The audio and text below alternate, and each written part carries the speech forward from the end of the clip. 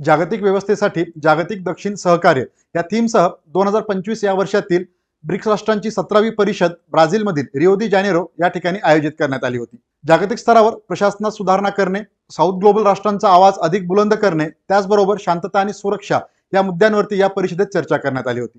Brazil, Russia, India, China, south Africa यांच्याबरोबरच नव्याने समावेश झालेले इराण, इथिओपिया, इंडोनेशिया, इजिप्त आणि संयुक्त अरब अमिराती या राष्ट्रांनी या परिषदेत सहभाग घेतला होता।